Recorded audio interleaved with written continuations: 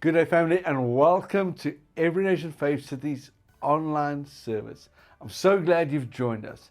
I want to invite you to share this on social media and as well like it. You will see it on the bottom of the screen, all the different platforms you can follow us. And then I want to say thank you so much for your generosity. Your generosity is changing the world. Thank you for giving. Thank you for being part of what we are doing. Yes, the Word of God says God loves a cheerful giver. Now, today it's my privilege to introduce a dear friend and leader of our movement, Pst Siviwe Notshe. He is phenomenal. I love him and his wife so much. If I could grab them and bring them here to Potch forever, I would have done that. But the best thing I can do right now is by bringing his video to you, and I know this message is going to touch you. Enjoy the sermon. Hey, what's happening? Every Nation Faith City, Siviwe here from Every Nation Bryanston in Johannesburg. I cannot tell you what an honor it is for me to be sharing the word with you today. I absolutely love your church. I admire your leaders, and I consider Pastor Willem and Pastor Celeste to not only be amazing leaders in our Every Nation world, but really, to be honest, people who are as spiritual fathers and mothers to me and my family. So it is a great privilege to share the word with you today. We're on this series called Against All Odds. And today I'm going to be doing something a bit different that I don't normally do personally. I'm going to share my story and kind of walk you through my life and where I've seen the hand of God in my life. And at the same time, I'm going to try and teach through my life. But how I want to start this sermon is start it at the end. And right at the end, I'm going to share these 3 points with you that I think are so important as we think about the idea of against all odds. Here they are. If you are going to overcome the odds in your life, if you're going to win against all odds, you need 3 things. 1, you need a high view of God.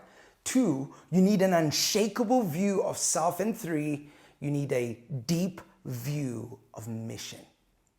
Now, with that being said, I want to share a little bit about where I've come from. I am born and raised in the Eastern Cape, right? The land of meat. Where I come from, chicken is a vegetable, right? And that was my upbringing. Straight up Eastern Cape, from rural areas to township areas to cities in the Eastern Cape. I'm downright a Xhosa boy.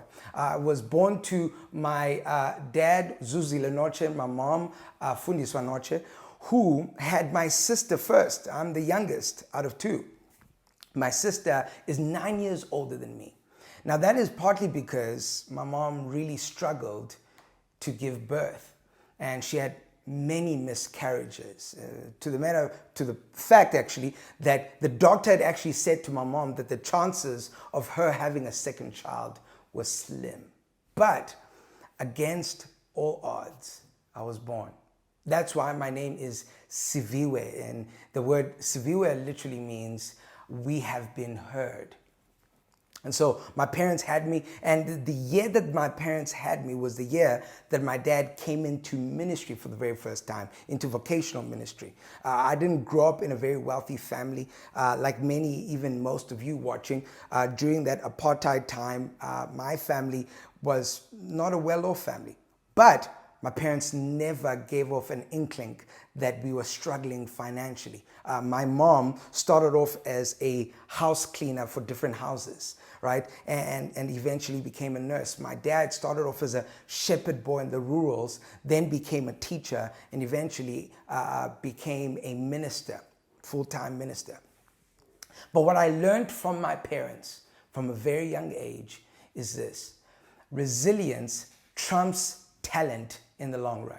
You see, you can be talented, but if you don't have resilience, if you don't have that stickability, that grit that allows you to overcome and face troublesome, painful valleys in your life, you won't be able to make it. You won't be able to stand up against the odds. And what I learned from them, watching them, listening to them, engaging them over the years, is that when you are resilient, you can make it through. And that sometimes we depend so much on our talent, but eventually, if those who depend on their talent without a sense of resilience end up giving up and giving in, and their talents end up being useless. But when you have a stickability, you can put your talents to work, and they can be useful. And so we moved around quite a bit when I was young, because my parents were in vocational ministry. And so I was born in PE, moved to Queenstown, and then we moved to a place called Alice. Now, Alice is next to King Williamstown. It's the home of the original Forte University. And during that time, I was going to a school called Davidson Primary. It was an RDP school. All of them were, all of the students were all black kids in the school until one particular year. I was in grade 3, or we used to call it standard 1 then. And a lady by the name of Grace came to our school. It was the first time I saw a white person who was my age. I'd never seen, I didn't even think white people my age existed. I only saw white people as headmasters and teachers. I had nothing in me to give me a sense of understanding that how I could relate to a white individual who was my age. Grace came to our school. Man, everyone wanted to hang around her, right? She had this blonde hair, blue eyes, very pale, white skin, very, very, very. And she just hung around everybody. Everyone wanted to play with her during lunchtime. The boys wanted to go out with her, boyfriend, girlfriend. That never happened. But I can assure you this, no matter where Grace is in the world, she is the blackest white person in the whole world right now. She probably likes meat as much as I do, right? She probably thinks chicken is a vegetable as well, because man, we schooled her in the schooling of black, right? We taught her everything that she had to know. And although that was an interesting experience, in the next year, some of the most toughest experience that I can recall in my early childhood happened. You see, I moved from Davidson Primary to Selborne Primary. I moved from Alice to East London. My dad had a job, a church that he had to lead, Mdantsane, which was a couple, 20, 30 minutes away from East London. And so I went to boarding school for the very first time in East London. And I moved from a school where there were just black people and Grace, who popped in for like 1 year, and then I left. And then I moved into a Model C school. There were white people, black people, Indian people, Chinese people. And it was overwhelming. And it was made worse by the fact that we had to have like an intellect test to determine whether or not you were ready for the grade you were supposed to go into. Now, I was supposed to go into standard 3 or grade 5, I think it's called now. And after all the tests that I had taken, the principal told my dad and I, excuse me, you can't go to standard 3. You need to stay behind and stay in standard 2 because you are not good enough. And it's the first time in my young age that I can remember thinking, wow, that hurt. I was deeply disappointed. And I started building this idea that I wasn't good enough. So much so I remember my English teacher when I was in standard 2 gave me a report around my written English and my spoken English.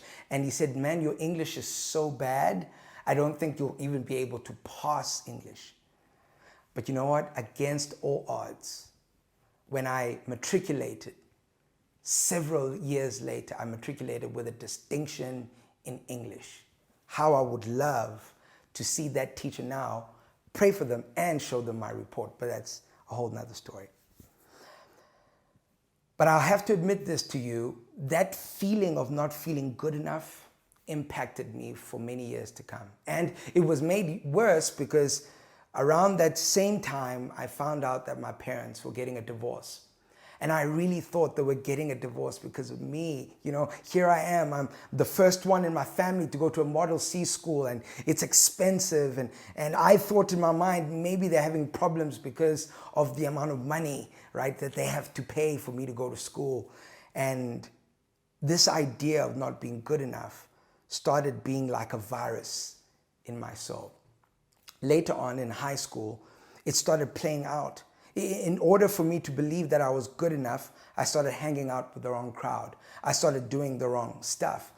Even in my teenage years, I was caught up in alcohol and in sex and so many things that I thought would make me feel good enough, not realizing that the more I did those things, the more I kind of felt worse, the more they took from me.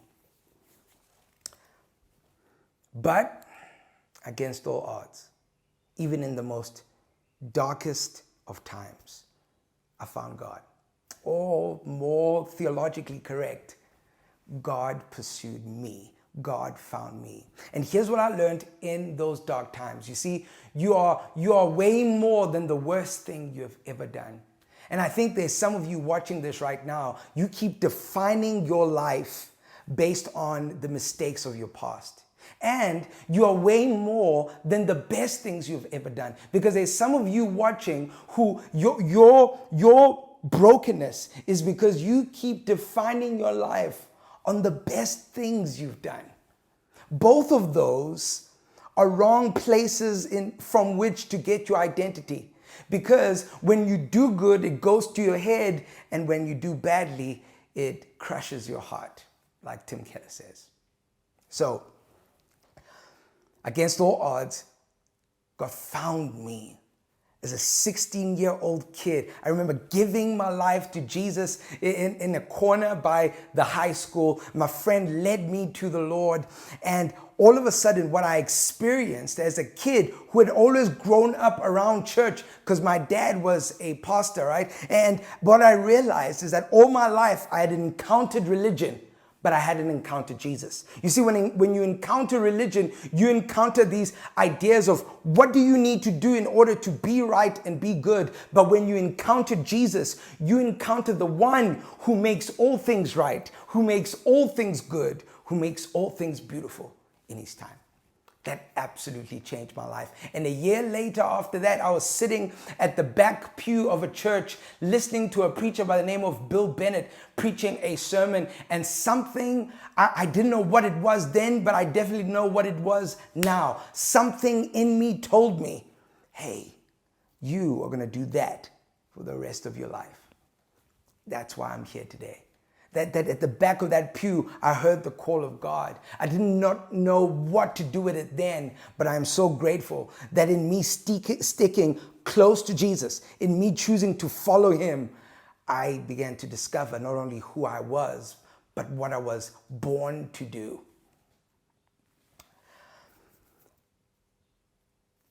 A number of years later, I got the privilege of getting married to my wonderful wife, Marsha. Her and I have 3 kids. And some years after that, we got onto a plane, gave up everything, and became missionaries in South Korea for a period of about 2 years. And we learned during that time that no matter how big your obstacles are, God's mission is always greater. And sometimes we think that we are sacrificing for God. We are giving up for God. But when you realize, and when you actually start living for something that is greater than yourself, sacrifices don't feel like sacrifices anymore. They become reasonable, because you realize the mission is just way too big, that what God has called you to is way too greater for you to achieve by your own talents and skill. And then, some time later, my wife and I went through a really challenging year. She lost a number of members of her family, about 3 or 4, and her and I lost a child. It was tough. It was painful. It was dark. It was lonely. It was confusing. But yet, it was a meaningful time. You see, even in the pain, God was faithful. God was present. And this is why I'm coming to these 3 points that I started the sermon with. You see, this whole story I'm sharing with you of my life is really not my life story. I like to look at it as a journey of God's faithfulness. How God is able to take a nobody and allow that nobody to do something for him. Something for somebody who's greater than anything else, right? That my story is really a story of God's faithfulness. And that same God who took me out from whatever situations I was in is the same God now who wants to lead you. No matter where you find yourself, no matter how long you've been a Christian, or maybe you're not a Christian at all, he is the same God who wants to bring his faithfulness to bear in your life. And here's what I learned, right? In the midst of grappling with God's faithfulness, here's what I learned in the midst of the pain that my wife and I were going through. That in order to stand up against the odds, you need a high view of God, you need an unshakable view of self, and you need a deep sense of mission. In the last 5 minutes, I want to unpack these 3 thoughts for you and help you see how these can help you to stand up against all odds. Exodus chapter 6, verse 6 to 8 says this. Say therefore to the people of Israel, I am the Lord, and I will bring you out from under the burdens of the Egyptians, and I will deliver you from slavery to them. And I will redeem you with an outstretched arm and with great acts of judgment. I will take you to be my people, and I will be your God. And you shall know that I am the Lord your God, who has brought you out from under the burdens of the Egyptians. Verse 8. I will bring you into the land that I swore to give to Abraham, to Isaac, and to Jacob. I will give it to you for a possession. I am the Lord. So point number 1, you need a high view of God. Here's what I mean. In the book of Exodus, that when God appears to Moses, he reveals himself as Yahweh. He declares to Moses his name. Why? It is because he wants Moses to understand that Moses, if you are going to make it against Pharaoh, if you're going to make it through Egypt, if you're going to make it in the wilderness, what you need is not your skill. What you need is not your talent, not your strength, not your power. What you need is my name. What you need is my presence. You see, those of us who live with a low view of God, a God who's made in our image, a God whom we can understand, a God whom we can domesticate and control. You see, a God that you and I have made will never stand up against the mountains of life. Because a God that has been made in our image cannot overcome the pains we go through.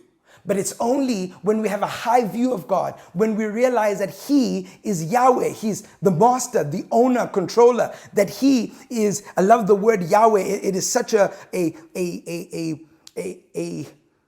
deep word filled with such robust meaning that it means a God who's present, who's past, who's future, a God who's in, who's above, who's before, who's behind, an all-consuming kind of God, right? This God cannot be understood by mere human brains and minds and thoughts and concepts. He's the kind of God that has to be worshipped in order to be experienced. He's the kind of God that you have to allow your faith to see beyond the now in order for you to understand the realities of his love, compassion, power, judgment.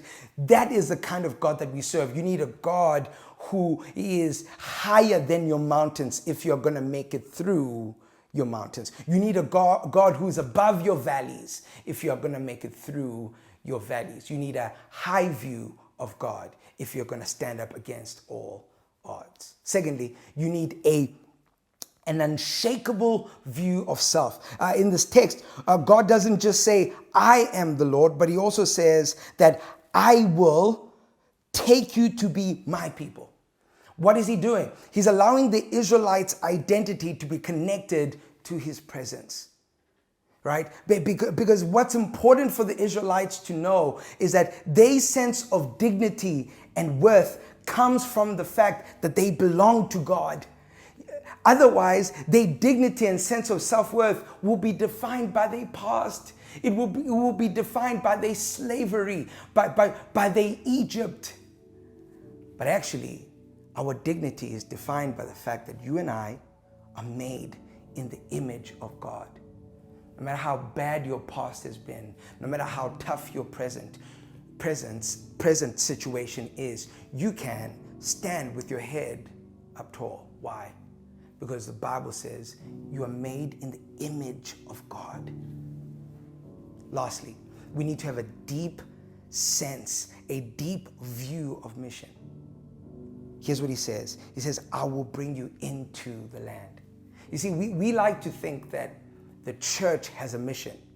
We like to think that we as individuals, we have our own mission and our own vision. But actually, what the Bible teaches us is that God has a mission, that God is on mission, that he is going into the world to redeem all things to himself. And the only way that the church can have a mission is if they join the mission that God is on. So,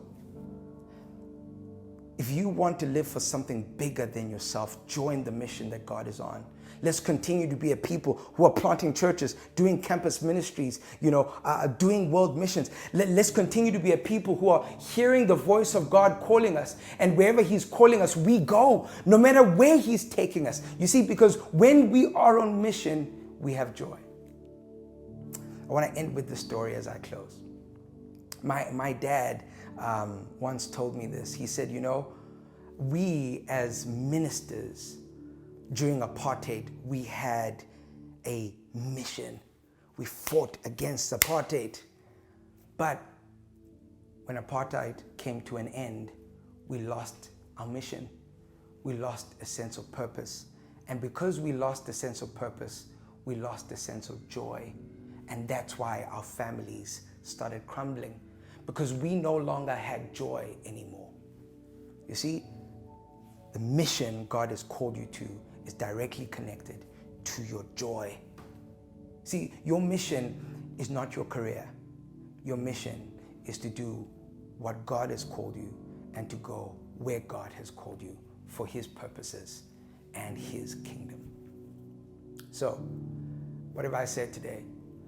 Those of you who are facing some massive odds, those of you who finding yourself engaging with big mountains, there is a way to stand up against all odds. You need to have a high view of God. You need to have an unshakable view of self. And lastly, you need to have a deep view of the mission of God. Lord, bless them. I pray for each and every person watching that God's hand would be upon you, that even as you've heard this message, that God would speak to you beyond my words, that there would be a resonance of your spirit with his word, a resonance of your spirit with his spirit, that he would speak to you to bring comfort to you if you are hurting, to bring direction to you if you are feeling lost, to bring a sense of a mission to you if you're finding yourself without a sense of mission in your life, and that God would bring his presence to bear in your life so that we might be a people of a high view of God and a deep sense of identity and a deep sense of calling to the mission of God. May you be blessed, and I pray that the face of God will shine upon you. Amen. Pst Siv, what a powerful message against all odds. Now, if you want to know more of Pst Siv and his congregation, you can follow them on EN Bryanston. This is such a message I want to share right now with some friends of mine, and I want to encourage you to do the same. Now, I want to ask you, if you are not connected, to follow the link on the screen and get connected, because we would so love to get you connected in a small group, in a connect group, and we'd so love to make contact with you. If you need prayer, contact us right now, and may God bless you, and see you next week.